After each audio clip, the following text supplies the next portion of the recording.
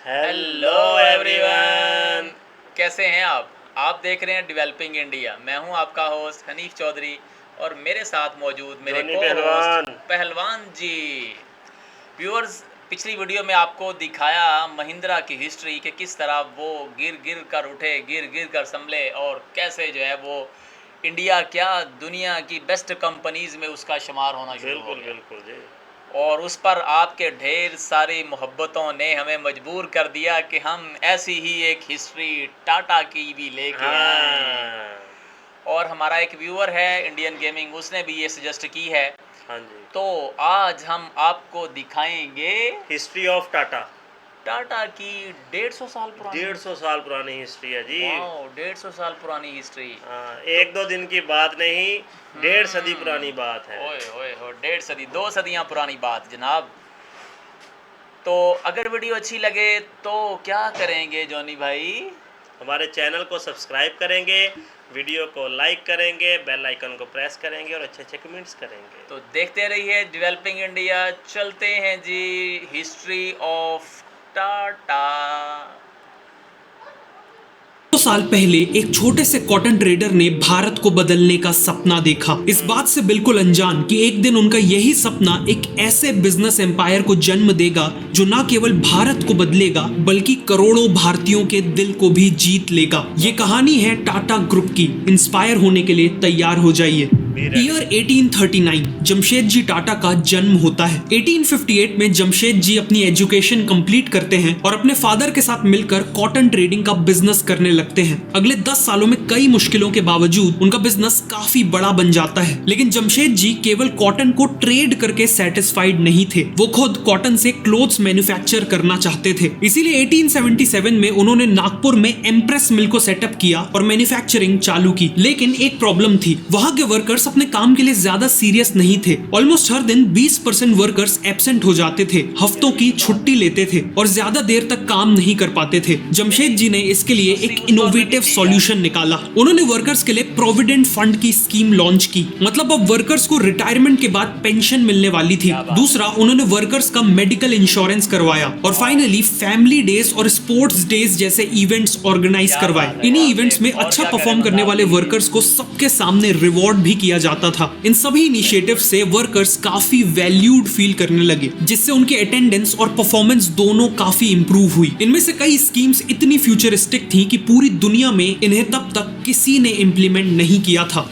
1880s में जमशेद जी ने देखा कि इंडिया में इंडिपेंडेंस की डिमांड बढ़ती जा रही है। जमशेद जी का मानना था कि इंडिया को इंडिपेंडेंट होने के लिए और इंडिपेंडेंस को सस्टेन करने के लिए इकोनॉमिकली सेल्फ सफिशिएंट बनना पड़ेगा और सभी एसेंशियल प्रोडक्ट्स को इंडिया में ही बनाना होगा। इसीलिए उन्होंने अलग अलग एरियाज में और भी इंडियन बिजनेसेस बिल्ड करना चालू कर दिए। उन्होंने सबसे पहले पंचगनी के पहाड़ों में स्ट्रॉबेरी फार्मिंग की शुरुआत की, जिसका इम्पैक्ट ये हुआ कि आज भी पंचगनी स्ट्रॉबेरी फार्मिंग और जैम फैक्ट्रीज के लिए जाना जाता है। जमशेद जी ने यह भी ऑब्जर्व किया कि बेंगलोर और मैसूर का वेदर फ्रांस जैसा है, इसीलिए वो फ्रांस में ब्रीड किए जाने वाले सिल्क वॉर्म्स को इंडिया ले आए। उन्होंने बेंगलोर और मैसूर में जमीनें खरीदी, टाटा सिल्क फार्म ऑर्गेनाइजेशन की शुरुआत की और लोकल फार्मर से सिल्क वॉर्म ब्रीडिंग करवाई। उनके इसी इनिशिएटिव से इंडिया को मैसूर सिल्क और बेंगलोर मैसूर सिल्क साड़ी जैसे पॉपुलर प्रोडक्ट्स मिले। जमशेद जी अपने होम टाउन बॉम्बे को बहुत पसंद करते थे और जानते थे कि शहर की डेवलपमेंट के लिए वहां एक वर्ल्ड क्लास होटल होना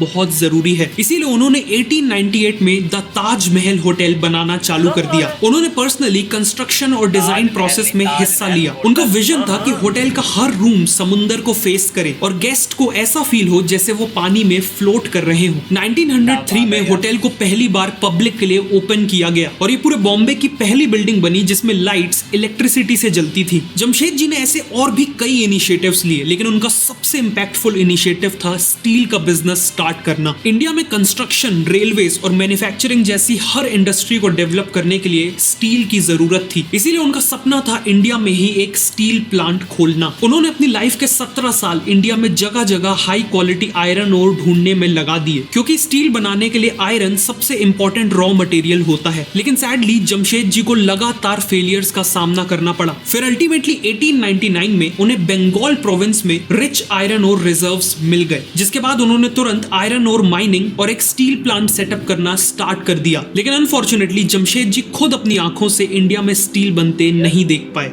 क्योंकि 1904 में 65 की एज में उन्होंने अपनी आखिरी सांसें ली। जमशेद जी का विजन और उनके ड्रीम्स इतने ग्रैंड थे कि उनके जीते जी उन सब का पूरा होना पॉसिबल नहीं था। इसीलिए उनके बाकी सभी ड्रीम्स को पूरा करने की रिस्पॉन्सिबिलिटी ली उनके बेटे दोराबजी टाटा ने। जमशेद जी का मानना था कि इंडिया साइंटिफिक रिसर्च और एजुकेशन में वेस्टर्न कंट्रीज से बहुत पीछे है। वो इंडिया में एक ऐसा इंस्टीट्यूशन एस्टैब्लिश करना चाहते थे जो यहाँ वर्ल्ड क्लास रिसर्चर्स और साइंटिस्ट्स प्रोड्यूस करे। इसीलिए दोराबजी टाटा ने मैसूर के महाराजा की मदद ली और 1909 में बेंगलोर में इंडियन इंस्टीट्यूट ऑफ साइंसेज को एस्टैब्लिश किया। Nobel laureate CV Raman IISc के फर्स्ट डायरेक्टर बने। आगे चल के आईआईएससी ने इंडिया के फर्स्ट सुपर कंप्यूटर परम और इंडिया के फर्स्ट इंडिजिनियस एयरक्राफ्ट द हंसा के डेवलपमेंट में इंपॉर्टेंट कॉन्ट्रीब्यूशंस किए। जिस तरह आईआईएससी ने ऐसे वर्ल्ड क्लास साइंटिस्ट और रिसर्चर्स को बनाया जिन्होंने इंडिया को बदला, उसी तरह इंडिया को आज ऐसे बिजनेस लीडर्स चाहिए जो बिजनेसेस बिल्ड करके देश की इकोनॉमी को नेक्स्ट लेवल पे ले जा सके। और इन्हीं बिजनेस लीडर्स को बनाने के लिए इंडिया में रिसेंटली एक इनोवेटिव बिजनेस स्कूल खुला है। एक ऐसा बिजनेस स्कूल जहां स्टूडेंट्स को ऐसे सीएक्सओस और बिजनेस लीडर्स पढ़ाएंगे जिन्होंने खुद उबर और मिंत्रा जैसी कंपनीज के लिए हजारों करोड़ों का बिजनेस बनाया है। मैं बात कर रहा हूं स्केलर स्कूल ऑफ बिजनेस के 18 मंथ के post graduate program in management and tech की। यहाँ स्टूडेंट्स को ऐसे रियल वर्ल्ड प्रोजेक्ट्स में काम करना होगा जो खुद रियल कंपनीज से सोर्स किए जाएंगे। अपना खुद का बिजनेस बिल्ड करना यहाँ करिकुलम का पार्ट होगा। प्लस अपने बिजनेस को वीसीज के सामने पिच करके फंड रेजिंग अपॉर्चुनिटी भी मिलेगी। स्केलर पिछले 7 सालों से एजुकेशन इंडस्ट्री में है और इसीलिए उनके पास ऑलरेडी 1200 से ज्यादा प्लेसमेंट पार्टनर्स हैं। ये ऐसी चीज है जो कोई और बिजनेस स्कूल अभी ऑफर नहीं कर रहा। आपको इन पार्टनर्स के साथ लीडरशिप पोजीशंस पे प्लेस होने की अपॉर्चुनिटी मिलेगी और 3 मंथ्स की मैंडेटरी इंटर्नशिप तो है ही। स्केलर ने अपने ऑनलाइन प्रोग्राम्स में 96% प्लेसमेंट रेट अचीव किया है और मीडियन सीटीसी 25 लाख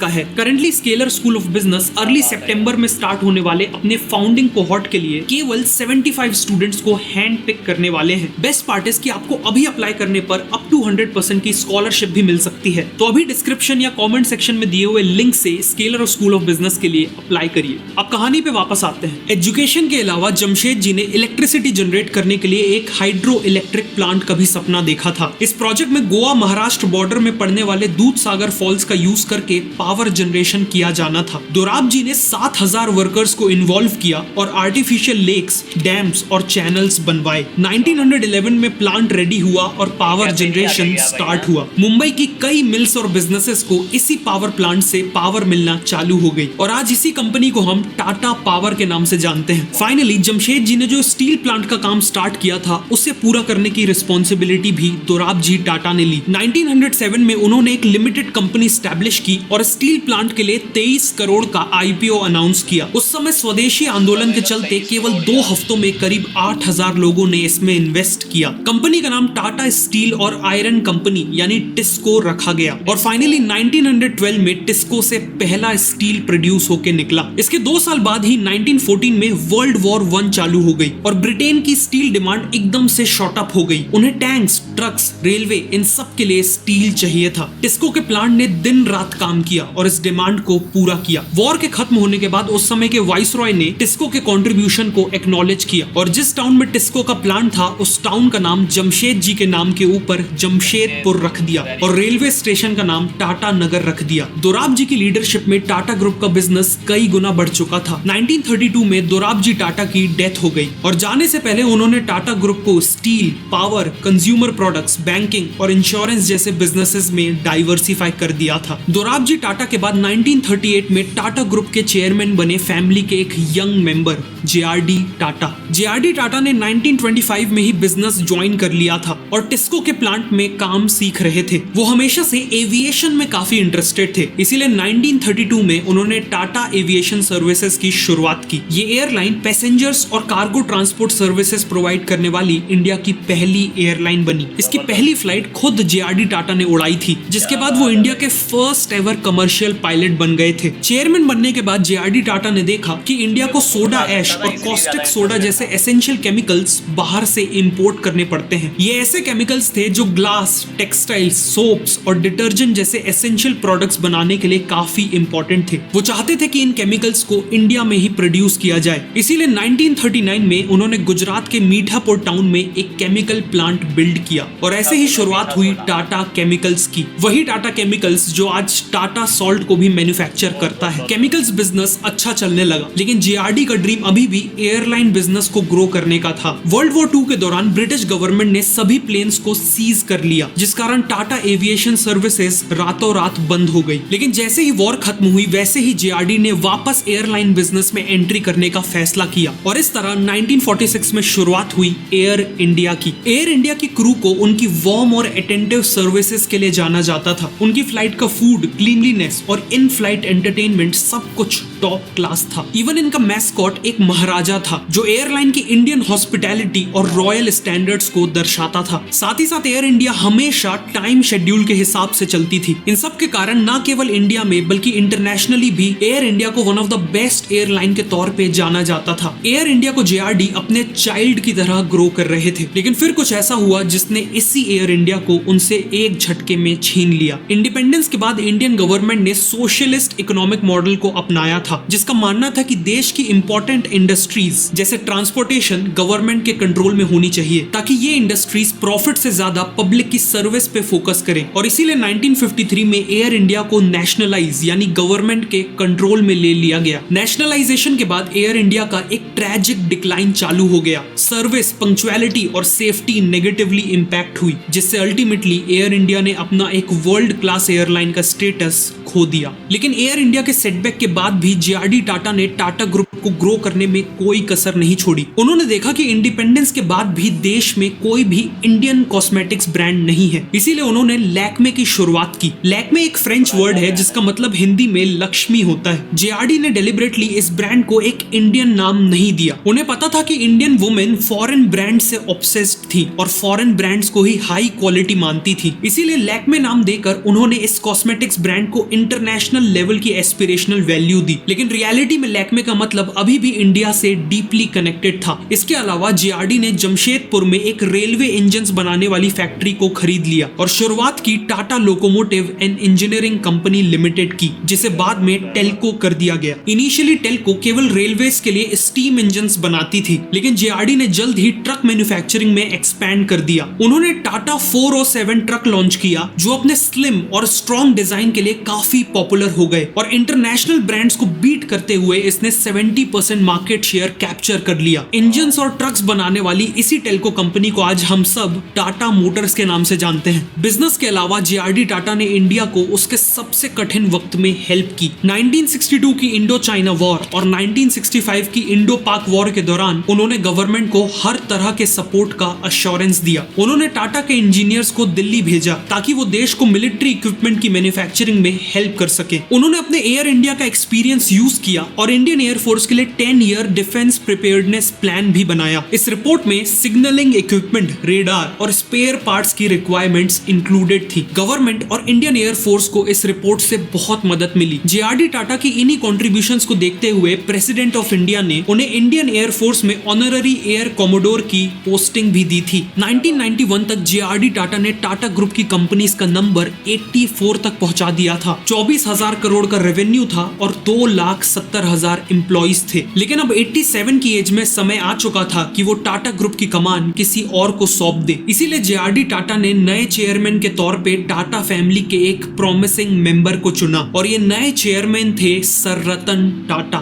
चेयरमैन बनने से करीब 30 साल पहले 1962 तक सर रतन टाटा यूएसए में आर्किटेक्चर की पढ़ाई कर रहे थे कि तभी उन्हें जेआरडी टाटा का लेटर आया जिसमें उन्हें इंडिया आके बिजनेस ज्वाइन करने को कहा गया था। रतन टाटा ने इंडिया आके टाटा स्टील को ज्वाइन किया और वहां एक नॉर्मल वर्कर की तरह काम स्टार्ट किया। उनके डेडिकेशन और बिजनेस टैलेंट को देखकर उन्हें एक के बाद एक बड़ी रिस्पॉन्सिबिलिटीज मिलने लगी। चेयरमैन बनने से पहले उन्होंने एम्प्रेस मिल को लॉसेस से निकालकर प्रॉफिटेबल बनाया था। टेल्को अमेरिका में एक मेजर लेबर अनरेस्ट को सक्सेसफुली रिजॉल्व किया था और टाटा की नेल्को कंपनी जो रेडियो और टेलीविजन वगैरह बनाती थी उसका रेवेन्यू 3 करोड़ से बढ़ाकर 200 करोड़ किया था। जब 1991 में सर रतन टाटा चेयरमैन बने तो उन्हें पता था कि टाटा ग्रुप बाहर से देखने में तो अच्छा परफॉर्म कर रहा है, लेकिन रियलिटी में कई चीजों में वो पीछे छूट रहा था। उन्हें लगा कि हाई टेक्नोलॉजी जैसे कंप्यूटिंग और एआई में ग्रुप काफी पीछे है और ग्रुप ने बहुत समय से कुछ यूनिक भी नहीं किया है। वो टाटा ग्रुप के थ्रू इंडिया के लिए कुछ रिवॉल्यूशनरी करना चाहते थे। इसी माइंडसेट के साथ उन्होंने देखा कि इंडिया के पास ऐसी कोई भी कार नहीं थी जिसका डिजाइन से लेकर प्रोडक्शन तक सब कुछ इंडिया में हुआ हो। इसीलिए 1995 में रतन टाटा ने एक 100% इंडियन कार बनाने की ठान ली। एक ऐसी कार जो स्पेशियस, फ्यूचरिस्टिक, अफोर्डेबल और हाई माइलेज देती हो। लेकिन एक प्रॉब्लम थी, एक नया मैन्युफैक्चरिंग प्लांट सेटअप करने की कॉस्ट अराउंड $2 बिलियन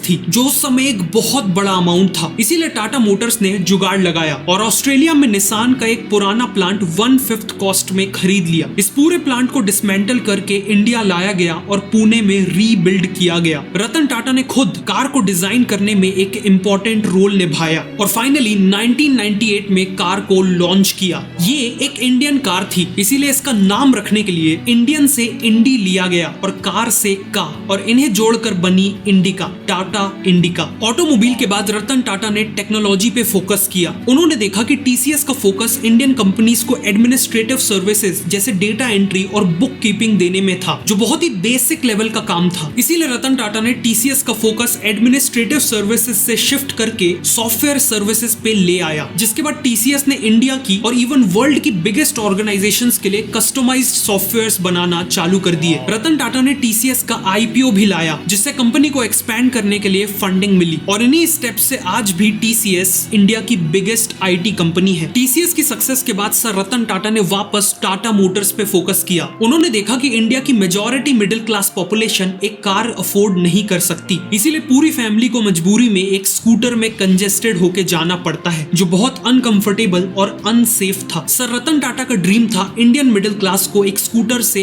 कार में ट्रांजिशन करवाना। इसीलिए उन्होंने अनाउंस कर दिया कि वो एक ऐसी कार लॉन्च करेंगे जिसका प्राइस केवल 1 लाख रुपए होगा। 2009 में अपने प्रॉमिस को रखते हुए उन्होंने 1 लाख के प्राइस पॉइंट पे लॉन्च की टाटा नैनो, लेकिन अनफॉर्चुनेटली नैनो एक फेलियर साबित हुई। नैनो का सबसे बड़ा एडवांटेज था उसका सस्ता प्राइस, पर यही उसका सबसे बड़ा डिसएडवांटेज बन गया। इंडिया में लोग कार को एक स्टेटस सिंबल की तरह देखते हैं, जिसके पास एक कार होती है उसे सक्सेसफुल माना जाता है। लेकिन नैनो के सस्ते प्राइस और उसके डिजाइन के कारण लोगों ने उसे world's cheapest car, match box और इवन कवर्ड ऑटो रिक्शा की तरह ब्रांड कर दिया। जहां दूसरे कार ओनर्स अपनी कार के कारण प्राउड फील करते थे, वहीं नैनो के ओनर्स अपनी कार के कारण एम्बैरेस्ड फील करते थे और इसीलिए नैनो एक फेलियर साबित हुई। लेकिन टाटा मोटर्स ने इस फेलियर से कंज्यूमर बिहेवियर के बारे में बहुत कुछ सीखा, जो आज उनकी लाइनअप में देखा भी जा सकता है। आज टाटा मोटर्स टाटा ग्रुप की सबसे ज्यादा रेवेन्यू कमाने वाली कंपनी बन चुकी है। Finally sir Ratan Tata deeply चाहते थे कि इंडिया की कंपनीज को केवल इंडिया नहीं बल्कि पूरे